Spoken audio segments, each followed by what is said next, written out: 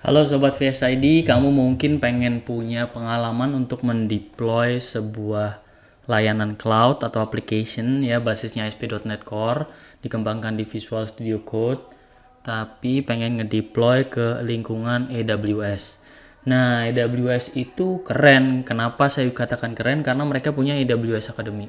Ini memungkinkan kamu untuk creating sandbox environment, teman-teman. Sandbox environment itu jadi suatu lingkungan ketika teman-teman bisa create aplikasi ya, create layanan cloud ya, dan aplikasi di atasnya ya tanpa kamu takut kehilangan atau kena biaya.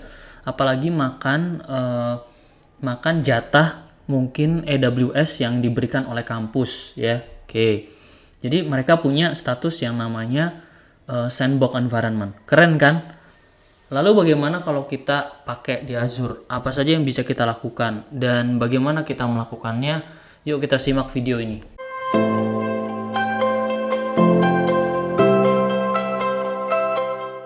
Cara pertama adalah pakai sandbox. Cuma kalau sandbox ini banyak larangannya. Satu, larangannya adalah cuma 4 jam.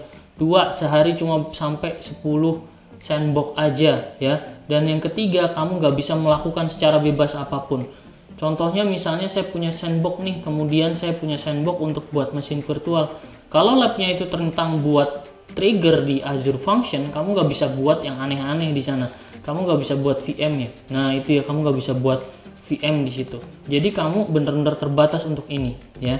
Tapi setidaknya kamu punya cara untuk ngetes Azure sesuai dengan kebutuhan di lab kamu. Yang berikutnya pakai Azure Pass. Kalau pakai Azure Pass ini kamu bebas ngapa-ngapain.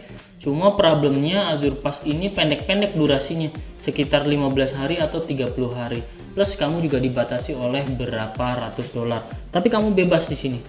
Nah, masalah utamanya adalah Azure Pass ini ada dua. Satu udah dihentikan ya. Per April udah mulai dihentikan ya, pelan-pelan gitu ya. Yang kedua, Azure Pass ini mewajibkan kamu pakai akun yang belum pernah pakai Azure Pass sebelumnya. Jadi kalau kamu udah pakai Azure Pass terus di kuliah berikutnya kamu pakai Azure Pass, kamu harus pakai Microsoft account yang beda. Kan capek ya. Nah, tapi itu solusinya cocok banget kalau kita perlu untuk satu kali ya Azure Pass untuk kebutuhan tugas akhir kamu misalnya. Oke. Atau tugas kuliah ya, lebih tepatnya tugas kuliah.